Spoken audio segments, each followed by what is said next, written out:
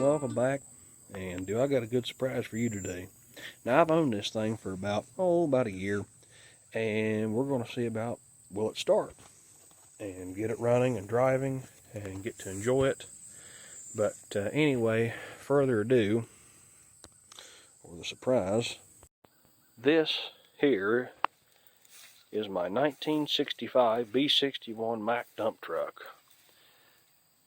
Came with a 673 Thermodyne. As you can see, we got the inner fender out of it here. Got a brand new fuel make it happener, or I guess fuel life giver. And we're going to see about plumbing some hoses up for a temporary hose. Like I said, I've owned this truck about a year, and we're going to get it running and maybe take it to a show. Of course, I am not going to drive the truck there. The tires aren't that great. But we're going to make it mechanically sound enough to trailer it on the trailer, take it to the show, tractor show, and drive it around. I've worked on it just a little bit yesterday. This thing had some god-awful blue carpet. I mean, whoever decided to put carpet in it was awful. I mean, just look at that. That's just terrible. Anyway, as you can see, the floor pans ain't too bad. Paint's peeling. A little bit of rust here. Nothing terrible. Like, we got a little bit of holes there, but you know, it's just a bit of weight reduction. Makes it go faster, lets more air in the cab. But as far as old as it is in the year, it's pretty darn good shape. And of course, if you're not familiar with a twin stick, you know, it's a 5 and 2. That's your high and low range over there. And this is your 5-speed transmission. And of course, there's your dump levers. It's been converted to safety brakes, so we got that. That's great. Other than that, the cab's pretty good. I think what we're going to do with this truck, I'm going to attempt to buff the cab out and clean it. I think I'm going to paint the bed gray, and that ought to look pretty good. I haven't really decided what I'm going to do yet with this truck as far as keeping it long term. I don't have CDLs. I'm wanting to get them. But as far as that goes, it's pretty pricey now. You actually have to take schooling, so we'll see what happens. I'd really like to keep it, drive it, enjoy it, but you know, it might come up for sale potentially. But I haven't fully made my mind up yet. But as far as its age and the dump bed and everything, it's pretty darn good shape for how old it is. It's not too awful eat up with holes and everything else. So, but stay tuned for more on this truck. And I'm working with the phone here, so what I'm going to do is do my best. And I don't really know what hooks to what yet. I know down here this is an oil line. We were moving it yesterday to get it out of where it was at. And I'm pretty sure that to there, there's a hose supposed to loop around here, and that's what hooks to that. And that is oiling for the oil for the injection pump. I think there's supposed to be, I'm pretty sure there's supposed to be a transfer pump, or at least like a little hand pump where you can sit there and prime everything up. It doesn't have that, it seems like. No, it doesn't. But this is brand new. It shouldn't be too bad. I've got a brand new starter for it. I'm not going to put it on yet. We're just going to pull start for the first time. That way I don't have to crank the starter a bunch. But anyway, I got to figure out what goes to what. I do believe this here would have been off the bottom of the filter as like a return, or maybe that was to fill it. I'm not really sure. That actually that might be feeding it. Come to think of it, because this would be like a return here, probably a return to tank. This probably would have been feeding the pump here. This probably would have been supplied from the tank. Goes through the filters, and then comes out the bottom. That kind of makes more sense as far as it goes. I did not take this apart. My buddy I got this from did, and he's not here right now, so you know, I'm going to take, probably this will be just a short video as far as hooking it up. I've tried looking up some diagrams online. I couldn't find a whole lot. I do believe there's a little fitting right back there. We got to hook that up. That's compression. I've got a couple fittings. Hopefully we can make that work. I built a hose for it. Got a new hose for that oil line, so that should be okay. We just, like I said, it was puking oil everywhere, so we just kind of shoved that up on there. That way it didn't puke oil everywhere while we was trying to pull start or move it around. And as I moved it, I wanted to crank it over and at least prime the engine a little bit with some oil. And the oil looks real good in it. It don't look too too awful bad. Not too bad. Like I said, again, I'm going to get some better camera equipment so we can make better videos of this, doing all this fun stuff. And I have a lot more future projects too that's going to be good, but and you're going to like. And really, I really want to base this channel around. But anyway, this is just one of the many. So that's pretty much what we got to figure out. So I'm going to pause the video and then I'll kick it back on when I actually start hooking the line up and showing that at least. So we'll get back here in just a sec. So as you can see, we got some hoses here, and pretty much there used to be a hard line that ran right there, and it was missing the ferrule. The piece of tube was not the greatest, and so yeah, we gotta put that in there. As you can tell, the old truck ain't bad shape at all. The motor's really clean. Somebody's painted this truck. As you can see, there's a little bit of red showing through and peeking around in places. So we're going to try to set this up with me. Hopefully everybody can see. That ain't going to work. That kind of works. I know this ain't the greatest, but pretty much what I got to do is we're going to pull this off right here. Pull this out. That's a little bit of cupage going on there. Okay. And now it should go pretty easy. This is supposed to go here. And there's an oil line that actually runs up. I don't know where the heck that even goes to. I don't know if that's the oil gauge from the cab or what. That's definitely not air. Or what I got my hand on right here. But I don't know how to track that one down. Anyway, it's neither here nor there. It's not leaking or anything.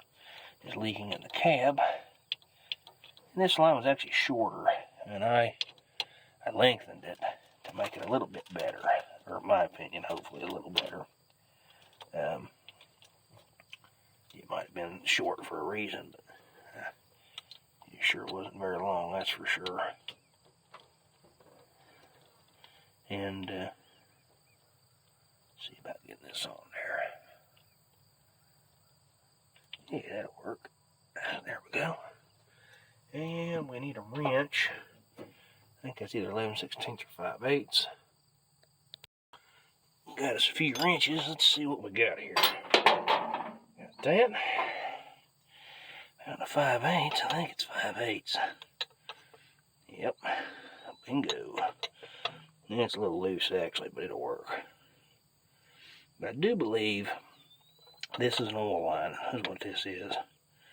Because the old hose, this is what the old hose come off of, or what he handed to me and said this was bad. It was pretty toasty and roasty. A lot of heat, dried out. Sides split out. So what we're gonna do, get that hooked up, and then we're gonna go to that little return line, which I think it goes here. Like I said, I don't have a diagram.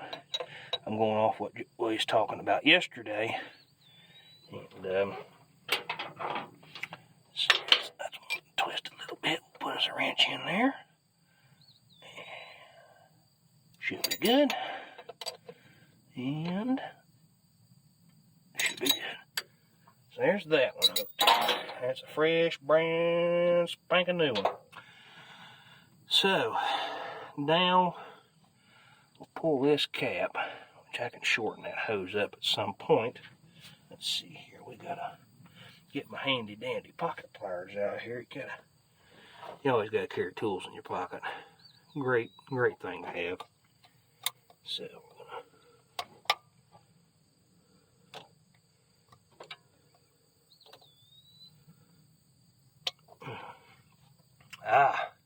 of course, it's compression. I should have figured that, being compression on the other side. I was thinking SAE number 4. Anyway, I came prepared. We have some fittings. So, what do we got? We got some little back fittings here. Set you up. I really need to figure out some kind of tripod for this thing for temporary. You can kind of see that. I know this is like poor quality, and I promise I'll get better, but we're working with what we have. So, put you back here, like so, and we got us a nice JIC fitting to 1/8 inch male pipe, and it should work just fine. So, what we're going to do, pop this out. Yeah, I know I didn't bring a whole lot of wrenches with me. I didn't figure I need a whole lot, which he's got some tools here. I kind of went scavenging earlier, but I shouldn't take much to get this out. Do away with this anyway. I wish the other fitting was JIC or SAE coming off that T. Would make it a lot easier, make my life a lot easier, but you know, again, working with what we got. So, need some Teflon.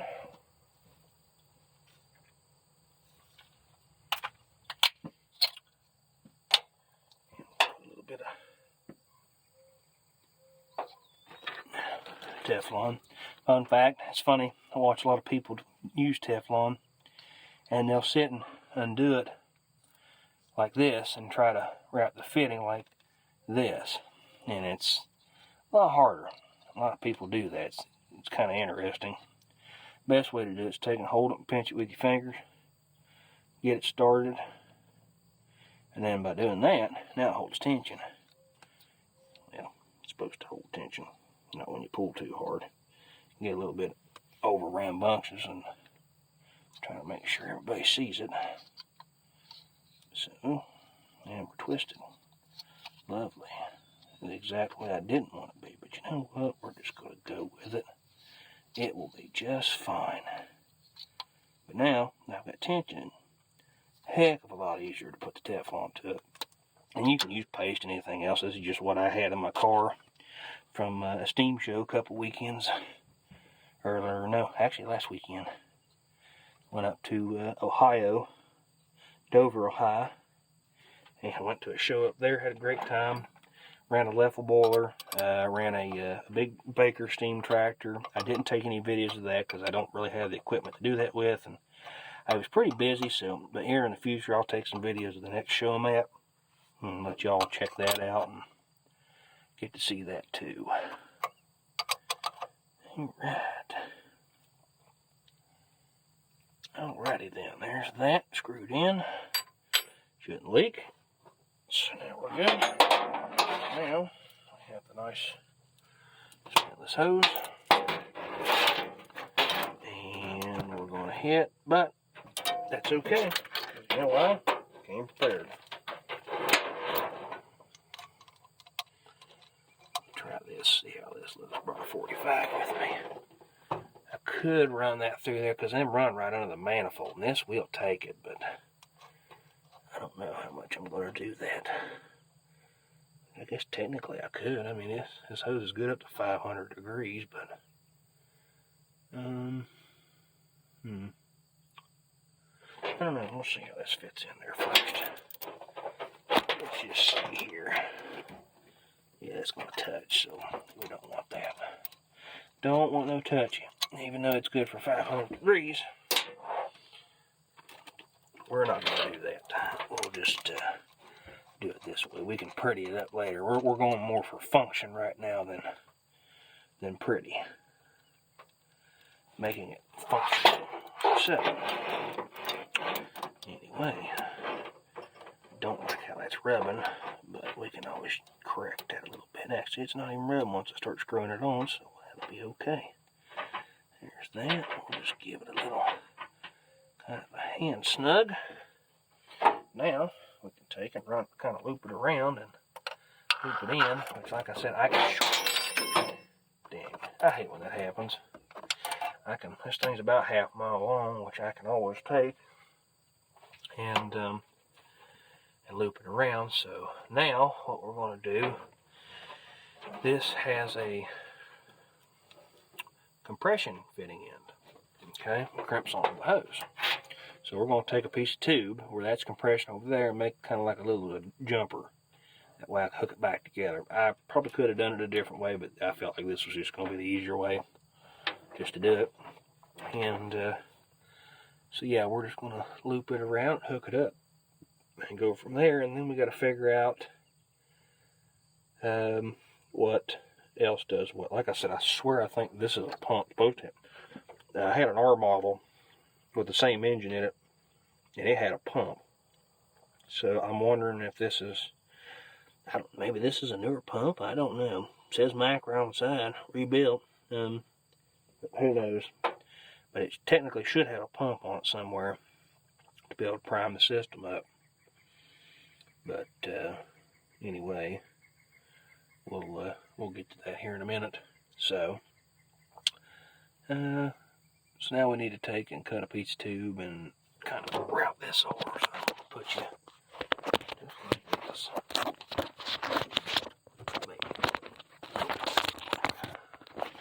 Might be able to do that. Yeah, there we go. The camera wasn't so awkwardly placed on this thing. You know, you can kind of see that. As long as I don't knock it off. So now we're going to run it through. And like I said, I can shorten this thing a mile up, but I'm just going to leave it kind of long right now and just kind of, we're just going to kind of run with it and see how it acts and make sure that's all going to work. So what we're going to do is put a piece of pipe between there and there, just like that. And pop it right in. Hopefully there's no leaks. It looks a little torqued. See how those are done right there? See, that's kind of bent. That's not good. So anyway, we'll come back to that. That's kind of what we're looking like. So I will pause the video and come back to that. I got to cut a little piece of tube, put it in there, and go from there. Well, we have reached a dilemma, which I kind of figured it was. Gotta get up in this truck. Try to finagle up here. So, sitting on the fender. So we've reached a dilemma. So that little fitting, get you positioned right like that. Maybe not. Okay. That is not compression, and if it is, it's very odd compression. And I don't have the nut or the sleeve to make it work. So lay up here on the fender. And yeah, we're gonna shoot. Basically, we're gonna take it off. Let's see. Should have grabbed another wrench. I really feel like this has got like a rubber sealant. I think it's one of them. I think it does. And if it does, I might end up changing it out to actual compression and doing away with this. Let's see. Go get another tool. Gotta get off this thing again. One more time. Boy, it'd be real nice if this marker light wasn't there. Which it's gonna have to go anyway. It's kind of broke. Around the front of the truck here. Let's see. I don't see that wrench. So I'm gonna get the pliers after it. That'll work. I know one thing. It's hot today. Very hot. Now then.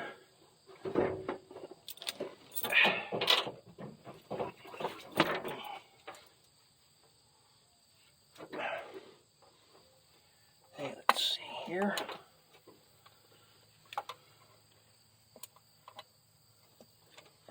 I know this ain't the preferred method, I'm sure. It's like, get a wrench. Well, I would if I had it.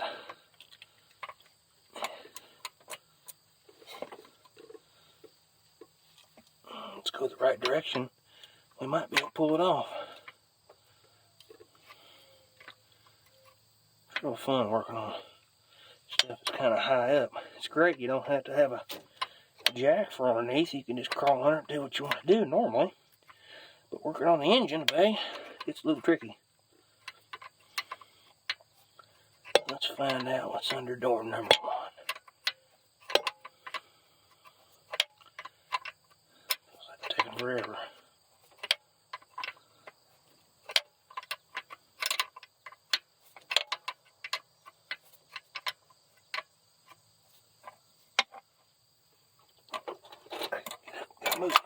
happen.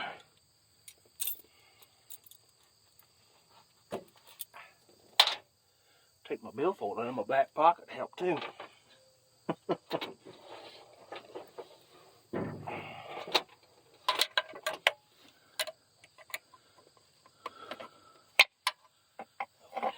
Just a smidgen.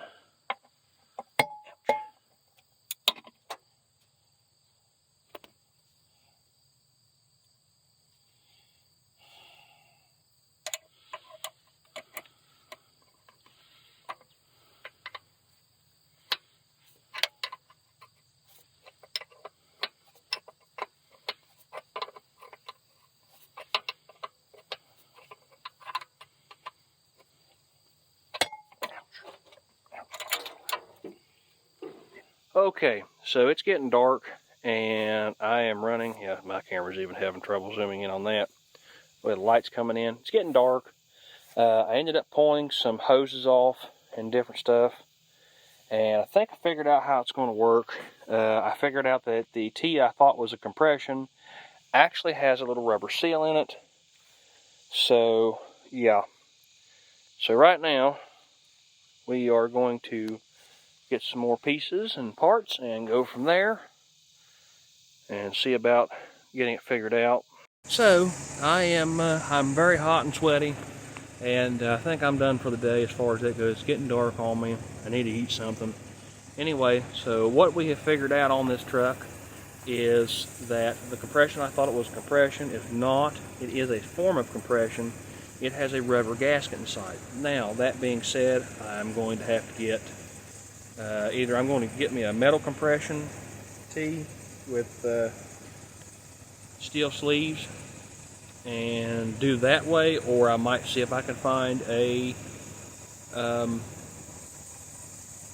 like the rubber style, like what it has. It's brass with rubber in it, and it squeezes down on the tube.